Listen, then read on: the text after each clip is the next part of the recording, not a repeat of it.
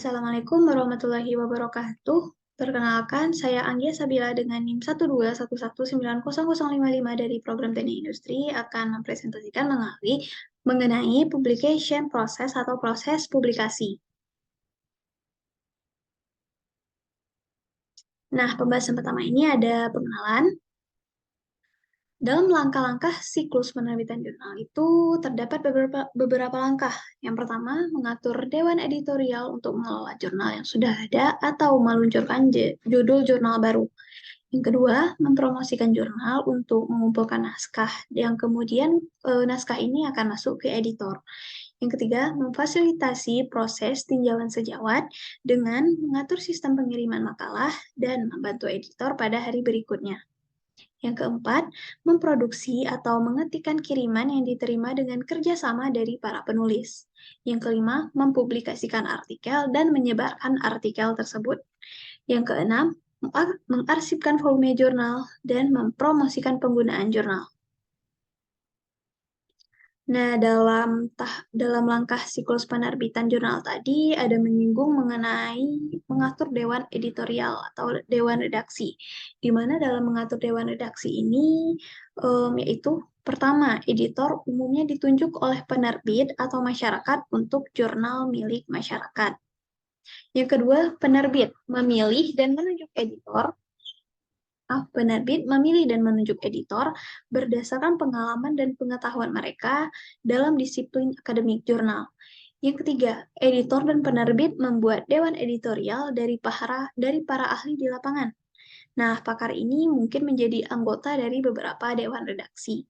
Yang keempat, editor dan penerbit bertanggung jawab untuk membentuk ruang lingkup dan kebijakan jurnal, serta memastikan bahwa konten yang diterbitkan itu mencerminkan pekerjaan penting di bidang penelitian yang diemban. Selanjutnya ada peer review atau tinjauan sejawat. Tinjauan sejawat ini membantu untuk menentukan kualitas, validitas, signifikansi, dan orisinalitas penelitian. Yang kedua, proses peninjauan meningkatkan kualitas makalah. Tiga, penerbit bebas dari prasangka atau keberpihakan karena mereka adalah fasilitator, bukan anggota dalam proses penelaahan sejawat. Yang keempat, yang berhubungan dengan peer review ialah penerbit ini memfasilitasi proses tinjauan dengan berinvestasi dalam sistem tinjauan online dan menyediakan alat untuk membantu editor dan pengulas. Selanjutnya ada online peer review system. Sistem tinjauan sejawat online ini menerima pengajuan naskah dan memfasilitasi pembuatan dedikasi dan komunikasi tinjauan sejawat. Sistem tinjauan sejawat online ini menangani sejumlah besar pengajuan dan tinjauan setiap tahun. Sistem tinjauan sejawat online juga membantu para editor untuk mengurangi waktu dalam meninjau makalah, sumber pengulas, dan memfasilitasi komunikasi. Oke, selanjutnya itu kita memahami mengenai cerita sains. Di mana dalam pembahasan ini kita akan membahas dunia penerbitan sains, penerbitan dalam jurnal yang diulas sejawat. Dan yang ketiga, pengantar penerbitan ilmiah, asal peran dan kontribusinya. Bagian pertama adalah dunia penerbitan sains.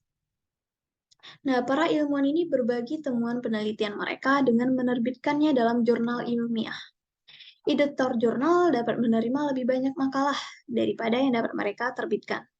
Yang ketiga, mempertimbangkan apakah makalah ini cocok, layak, yang tepat untuk menjadi jurnal. Yang keempat, mengirimkan makalah pilihan sesuai dengan tinjauan dari para ahli atau rekan sejawat. Penerbitan dalam jurnal yang diulas sejawat. Akan bagian selanjutnya. Nah, menerbitkan di jurnal ini adalah suatu hal yang sangat penting untuk menjadi seorang penulis, di mana yang bisa didapatkan itu adalah menghubungkan ilmu pengetahuan dan kimia sel tentang penelitian baru. Yang kedua, merupakan catatan permanen dari apa yang mereka temukan. Yang ketiga, membantu para ilmuwan mempromosikan karya mereka dan mendapatkan pengakuan. Dan yang keempat itu menunjukkan kualitas karya dari para peneliti atau penulis. Nah, untuk pengantar penerbitan ilmiah meliputi asal, peran, dan kontribusi. Di sini ada menurut para ahli Oldenburg dan Royal Society melihat kebutuhan untuk mendaftar, memvalidasi, melaporkan, mencatat temuan anggota mereka. Dengan inovasi dan teknologi, penerbit ini telah memimpin perkembangan dalam pendaftaran, sertifikasi, penyebarluasan, pelestarian, dan penggunaan informasi penelitian ilmiah. Penerbit juga secara efektif meningkatkan akses peneliti ke informasi, meningkatkan produktivitas peneliti, dan berperan dalam munculnya jaringan penelitian global. Nah, untuk tantangan peer review ini juga ada, yaitu ada 3. Pertama itu, apakah daftar periksa ini bervaliditas ilmiah? Yang kedua, apakah tinjauan sejawat ini mendeteksi kecurangan atau pelanggaran yang terjadi? Dan yang ketiga itu adalah, apakah ilmu pengetahuan itu ditolak melalui tinjauan sejawat? Dalam penerbitan karya ilmiah tersebut juga terdapat atau sering ditemui mengenai kesenjangan gender. Menurut Cassidy R. Sugimoto, melalui analisisnya bibliometrik yang menegaskan bahwa ketidakseimbangan gender bertahan dalam hasil penelitian di seluruh dunia. Di negara-negara yang produktif, semua artikel dengan wanita dalam posisi penulis dominan menerima lebih sedikit kutipan daripada artikel pria. Nah, untuk cara memperbaiki supaya tidak terjadinya suatu kesenjangan ini ialah terus mengumpulkan dan memantau data pertimbangan angkatan apa yang dapat menurunkan promosi diri bagi peneliti wanita.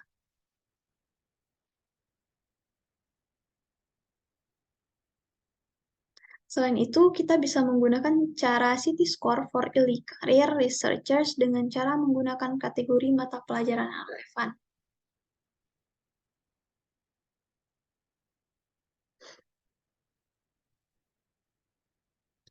Oke, selanjutnya itu ada penggunaan metrik penelitian. Metrik penelitian ini bertanggung jawab pada Open Science, menjelaskan cara kerja yang membuat penelitian lebih inklusif, lebih kolaboratif, dan lebih transparan.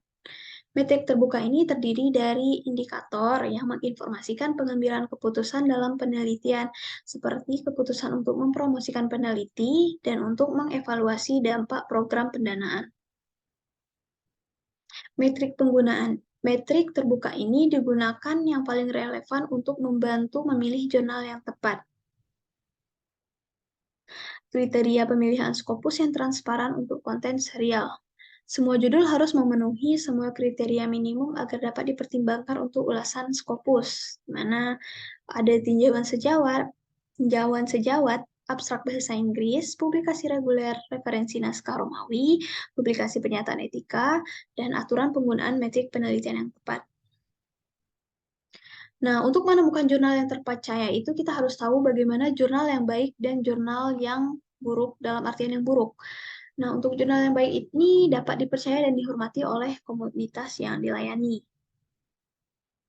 Yang kedua, terorganisir dan dijalankan dengan standar editorial dan peer review yang tinggi.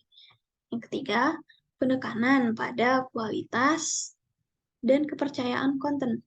Yang keempat, transparansi proses untuk penulis dan pembaca. Yang kelima, bukti utilitas untuk komunitasnya atau metrik kutipan. Yang selanjutnya, penerbit terpercaya dan disegani memegang teguh etika publikasi. Dan terakhir itu biasanya diperiksa oleh salah satu atau kedua WOS atau Scopus. Untuk jurnal dalam artian buruk itu, yang pertama, tidak dipercaya atau tidak dihormati secara luas oleh komunitas sasarannya. Yang kedua, mencurigai standar tinjauan editorial dan rekan sejawat dengan ulasan hanya editor. Yang ketiga, penekanan pada kecepatan publikasi, pembayaran untuk publikasi. Nah, selanjutnya kurangnya transparansi model bisnis, misalnya post-restime. Yang selanjutnya juga alamat untuk penerbit yang sebelumnya tidak dikenal, kepatuhan etika publikasi karena paksaan, bukan karena kemauan, dan tidak ada terakreditasi oleh sistem kutipan, kualitas teruji oleh WOS dan Scopus.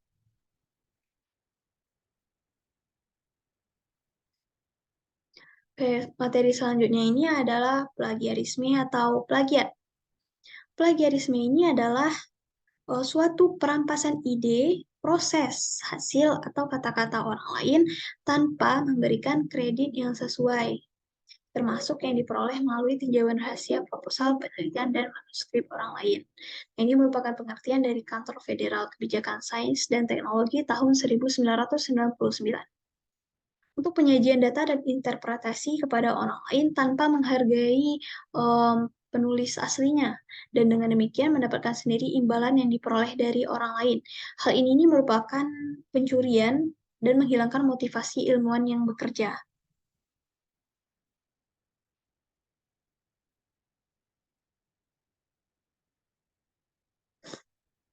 Nah, mengutip adalah cara yang benar untuk menghindari plagiarisme. Mengkredit atau mengkutip karya orang lain, termasuk karya penasihat atau diri sendiri ini, setidaknya mengikuti tiga hal. Pertama, untuk menempatkan pekerjaan Anda sendiri dalam konteks bahasan. Yang kedua, untuk mengakui temuan orang lain yang menjadi dasar penelitian kita. Yang ketiga, untuk menjaga kredibilitas dan akurasi literatur ilmiah. Nah, untuk mengutip ini digunakan parafrase, di mana parafrase adalah menyatakan kembali ide orang lain tanpa menyalin kata-kata aslinya secara verbal. Nah, beberapa hal yang bisa diciplak itu pertama ada beberapa komponen seperti kata-kata, ide, temuan, tulisan-tulisan, representasi grafis, program komputer, diagram, grafik, ilustrasi, dan informasi. Dalam hubungannya, plagiarisme itu sebenarnya hal yang serius tapi sangat mudah untuk dihindari. Plagiarisme ini dapat dengan mudah dihindari karena kita dapat menggunakan ide, frasa, dan argumen dari sumber yang sudah diterbitkan hanya dengan menyebutkan sumber dari penulis aslinya saja. Nah, oke, untuk masuk ke pembahasan baru, plagiat itu saling berhubungan dengan artikel. Nah, dalam menyusun artikel ini ada beberapa tahapan atau yang diperhatikan dalam penulisannya. Pertama, alasan kuatnya kita membuat manuskrip atau artikel. Pertama, adanya novel, pesan yang jelas dan bermanfaat. Yang kedua, caranya logis. Yang ketiga, pembaca itu memahami penelitian. Selanjutnya, untuk isi artikel ini berisi tentang organisasi yang sangat penting, menulis daftar hasil utama sedini mungkin, memberikan informasi yang berurutan secara logis, memastikan teks ini dimengerti oleh audien, dan memperbaiki tulisan. Sedangkan untuk struktur umum artikel ini sendiri ada judul, abstrak, keyword, introduction, metode, hasil diskusi, kesimpulan, ucapan terima kasih, referensi, dan bahan pendukung.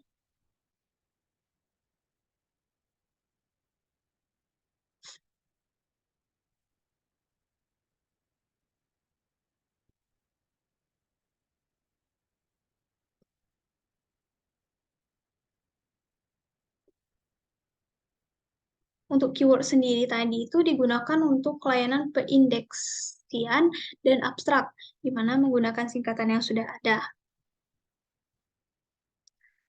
Maksud penulis dalam artikel itu yang harus kita tulis adalah pertama, kontribusi intelektual substantif untuk sebuah penelitian yang diterbitkan. Penulis datang dengan penuh tanggung jawab.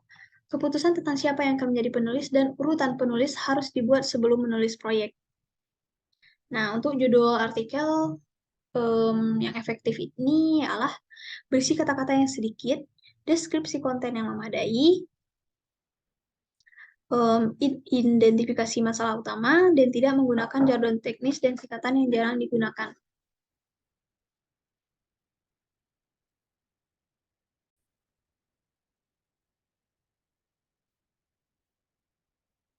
Masuk ke pembahasan selanjutnya ialah bahasa yang digunakan dalam artikel atau manuskrip. Nah, untuk sifat dan tinjauannya itu bersifat akurat, ringkas, jernih, dan objektif.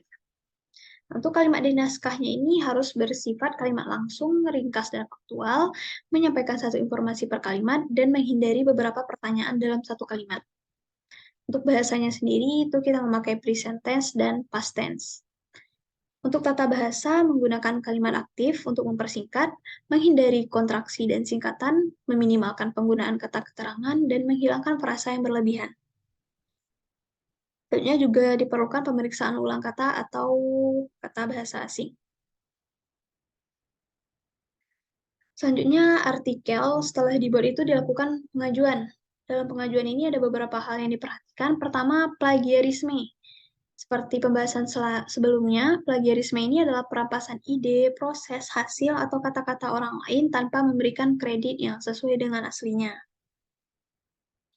Nah, hal-hal yang mungkin bisa dijiplak yaitu ide kata, temuan, tulisan, representasi grafis, program komputer, diagram grafis, ilustrasi, informasi, collage, bahan cetak atau bahan elektronik, dan karya-karya lain. Untuk sampul dari artikel, itu memuat jenis publikasi dan judul penulis, pernyataan bahwa materi tidak diterbitkan, persetujuan semua penulis, persyaratan kontribusi novel. Selanjutnya untuk penolakan tanpa tinjauan eksternal, itu editor mengevaluasi pengiriman dan menentukan apakah mereka masuk ke dalam proses tinjauan eksternal atau ditolak. Bahasa Inggris tidak memadai, kurangnya wawasan baru yang signifikan, dan plagiarisme atau publikasi data sebelumnya. Masalah-masalah yang dinilai oleh pengulas. Pertama, pentingnya dan kejelasan hipotesis penelitian. Yang kedua, orisinalitas karya. Yang ketiga, kelebihan dan kelemahan metodologi pendekatan dan interpretasi. Dan yang keempat, masalah etika. Selanjutnya adalah ada tahapan merevisi naskah, di mana di revisi naskah ini menanggapi setiap komentar seperti yang disarankan oleh pengulas. Reviewer juga paham akan karya tulisan, membantah komentar jika peninjau jelas salah, serta tidak menulis tanggapan yang gagal untuk menjawab pertanyaan, dan juga menggunakan kesempatan ini untuk memperbaiki makalah agar menjadi lebih baik.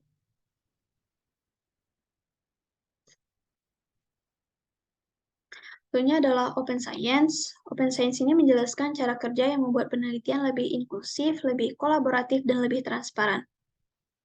Open Access dapat didefinisikan sebagai akses gratis dan permanen ke catatan ilmiah untuk ke semua orang.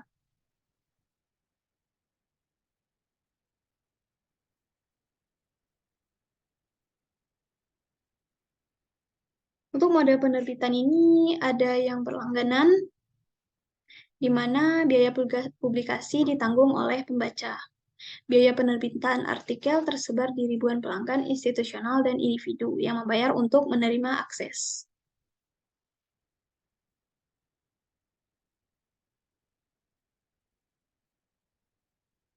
Manfaat diterbitkannya open access ini ialah yang pertama, komunitas akan menjadi bagian dari kelompok peneliti yang sedang berkembang yang membagikan karya mereka untuk menggunakan opsi akses terbuka. Yang kedua, adanya jurnal Elsevier ini di setiap tingkat mempengaruhi agar kita diterima dalam publikasi yang berkualitas tinggi dan didukung oleh pakar-pakar atau jurnal manapun yang kita pilih untuk diterbitkan.